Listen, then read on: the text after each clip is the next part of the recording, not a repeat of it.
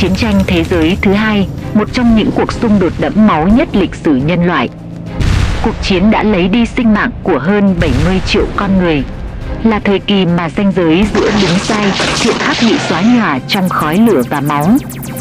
Giữa những trang sử ngập chìm trong nỗi đau ấy, có một chương đặc biệt đen tối, nơi không chỉ súng đạn lên tiếng, mà cả những cơn ác mộng mang hình hài của lửa, của bóng tối và ánh chớp nguyên tử được ném xuống từ bầu trời. Đó là cuộc đối đầu giữa Hoa Kỳ và Nhật Bản, một trận chiến mà nhân loại vẫn chưa thực sự hồi phục dù đã trôi qua gần một thế kỷ. Hôm nay, các bạn hãy cùng tôi quay ngược thời gian, trở lại những tháng ngày khốc liệt nhất của thế kỷ 20 để khám phá một trong những chiến dịch không kích tàn khốc nhất trong lịch sử loài người. Từ Trân Châu Cảng đến Hiroshima, hành trình báo thù của nước Mỹ.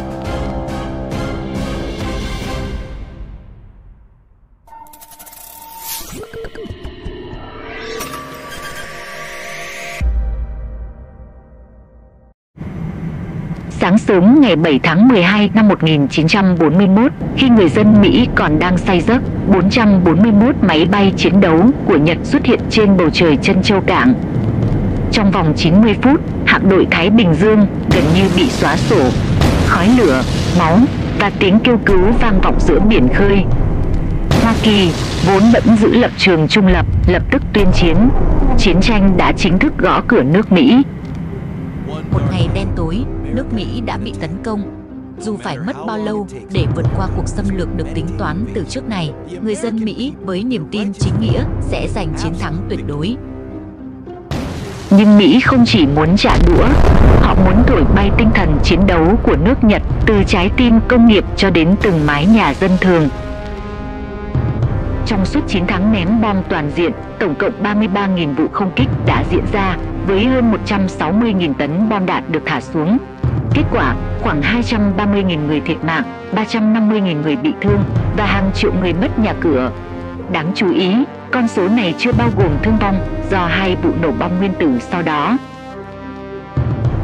Tất cả bắt đầu vào ngày 7 tháng 12 năm 1941, khi Nhật Bản điều động 441 máy bay chiến đấu tấn công Trân Châu Cảng, nơi đặt hạm đội Thái Bình Dương của Mỹ.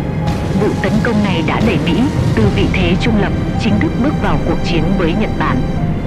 Ngày 18 tháng 4 năm 1942, Mỹ tổ chức cuộc không kích đầu tiên vào lãnh thổ Nhật Bản với 16 máy bay ném bom nhắm vào Tokyo. Tuy nhiên, do khoảng cách quá xa từ căn cứ Hải quân Mỹ đến lãnh thổ Nhật Bản, họ buộc phải sử dụng tàu sân bay để triển khai máy bay.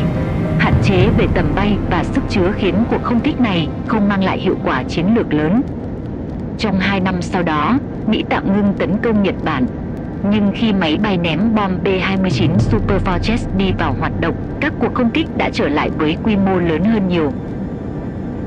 Từ tháng 6 năm 1944, quân đội Mỹ chiếm quần đảo Mariana, tạo ra một bàn đạp vững chắc cho các đợt không kích chiến lược nhắm vào Nhật Bản. Tháng 11 năm 1944, những chiếc B-29 bắt đầu tấn công các cơ sở công nghiệp trọng yếu của Nhật Bản, bao gồm nhà máy sản xuất máy bay lớn nhất nước này. Tuy nhiên, Mỹ sớm nhận ra rằng các cuộc không kích ban ngày gặp phải tổn thất nặng nề do thiếu máy bay chiến đấu hộ tống. Đến tháng 1 năm 1945, tướng Curtis LeMay được bổ nhiệm làm chỉ huy đội máy bay ném bom số 21. Một con người lạnh lùng và cứng rắn đã đưa ra một quyết định gây tranh cãi: bỏ qua mục tiêu quân sự, chuyển sang đánh vào dân thường bằng bom cháy. Tấn công vào ban đêm và tháo bỏ hết vũ khí phòng thủ để máy bay chở được nhiều bom hơn. Một chiến lược tàn bạo nhưng hiệu quả, và rồi cơn ác mộng thực sự bắt đầu. Vào đêm ngày 9 tháng 3 năm 1945, 330 cối máy bay B-29 cất cánh từ Guam, mang theo hơn 2.000 tấn bom cháy, tấn công Tokyo. Thành phố nhanh chóng biến thành biển lửa, với nhiệt độ mặt đất lên đến 1.000 độ C, khiến mọi thứ bốc cháy dữ dội.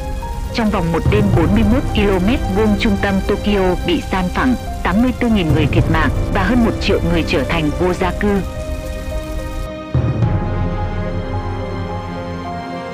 Nhưng đó mới chỉ là khởi đầu. Chỉ trong vòng vài ngày tiếp theo, Mỹ tiếp tục oanh tạc hàng loạt thành phố lớn khác. Ngày 11 tháng 3, 317 máy bay B-29 tấn công Nagoya.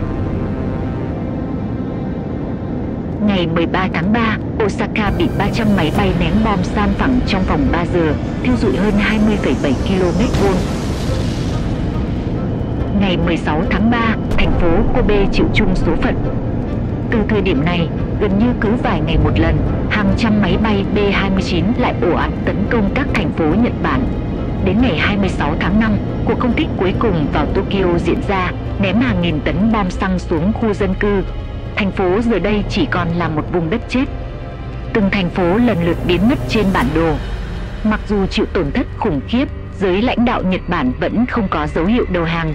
Họ tin rằng chỉ cần kiên trì, Mỹ sẽ buộc phải từ bỏ ý định xâm chiếm Nhật Bản. Quân đội Mỹ dần nhận ra rằng ném bom chiến lược không đủ để buộc Nhật Bản đầu hàng. Một cuộc đổ bộ toàn diện lên lãnh thổ Nhật Bản có thể dẫn đến hàng triệu thương vong, đặc biệt là dân thường.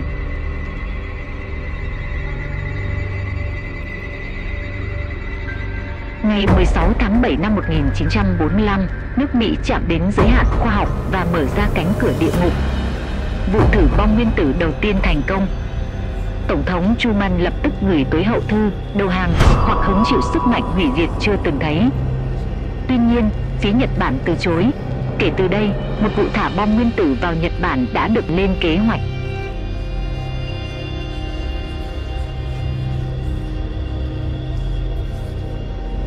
Sáng sớm ngày 6 tháng 8 năm 1945, một máy bay ném bom Mỹ bay qua bầu trời Hiroshima để kiểm tra thời tiết.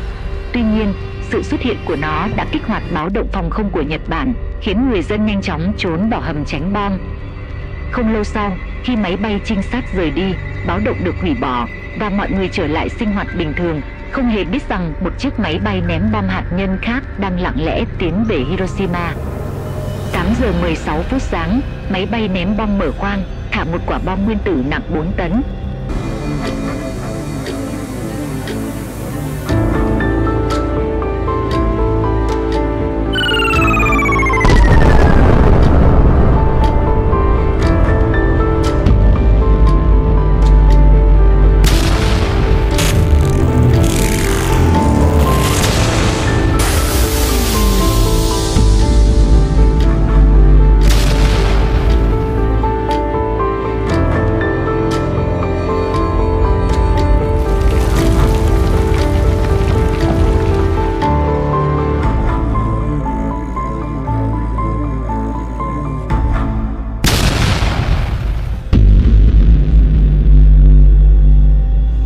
Cầu lửa bùng lên, nhiệt độ bên dưới lên tới 4.000 độ C, đủ để thiêu rụi mọi vật thể ngay lập tức. Các tòa nhà, hàng rào, cầu thang và cả con người hóa thành tro chỉ trong chớp mắt. Khoảng 70.000 người đã không bốc hơi hoàn toàn nhưng bị thiêu cháy ngay lập tức. Những người còn sống sót chỉ mới bắt đầu cơn ác mộng của mình. Hàng ngàn người bị bỏng nặng, nhiều người mắc kẹt dưới đống đổ nát. Bị bỏng, mất máu và kiệt sức vì cái nóng, họ tuyệt vọng tìm kiếm nước. Những dòng sông, ao hồ đầy chật người bị thương. Họ chen lấn, dẫm đạp lên nhau, khiến nhiều người bị ép xuống dưới mà chết đuối.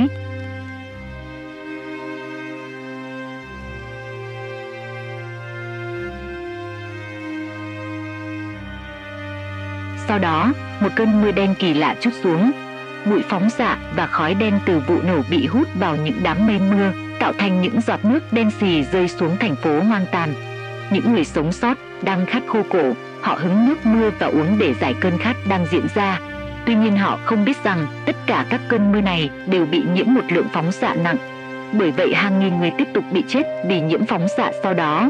Cả vùng Hiroshima bị xóa sổ hoàn toàn.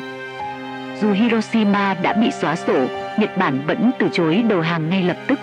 Chính phủ Nhật thậm chí tìm cách che giấu sự thật, tuyên bố rằng một thiên thạch đã rơi xuống Hiroshima, đồng thời tin rằng Mỹ chỉ có một quả bom nguyên tử duy nhất. 3 ngày sau, vào ngày 9 tháng 8, khi tin tức về Hiroshima vẫn đang gây chấn động, Tổng thống Truman tiếp tục cảnh báo quả bom thứ hai đã sẵn sàng. 3 ngày sau, ngày 9 tháng 8, quả bom thứ hai được thả xuống Nagasaki. Dù lệch khỏi mục tiêu, nó vẫn giết chết 50.000 người chỉ trong nháy mắt. Chỉ trong vòng 4 ngày, 2 quả bom nguyên tử đã phá hủy hoàn toàn 2 thành phố, gây ra một thảm họa không thể tưởng tượng nổi. Lo sợ rằng Mỹ có thể ném tiếp quả bom thứ ba, ngày 15 tháng 8, Nhật Bản chính thức đầu hàng vô điều kiện, đánh dấu sự kết thúc của Thế chiến thứ hai. Hành động sử dụng bom nguyên tử đến nay vẫn là chủ đề tranh cãi dữ dội.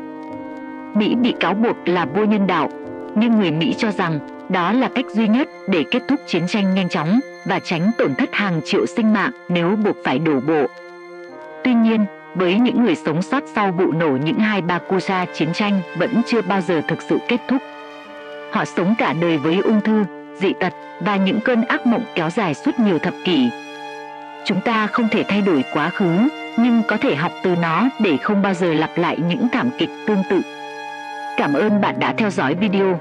Nếu câu chuyện này khiến bạn cảm thấy đau xót, suy ngẫm hay chỉ đơn giản là bàng hoàng, hãy bấm thích, đăng ký kênh và để lại bình luận. Bạn nghĩ gì về quyết định ném bom nguyên tử? Hãy chia sẻ ý kiến của bạn phía dưới nhé!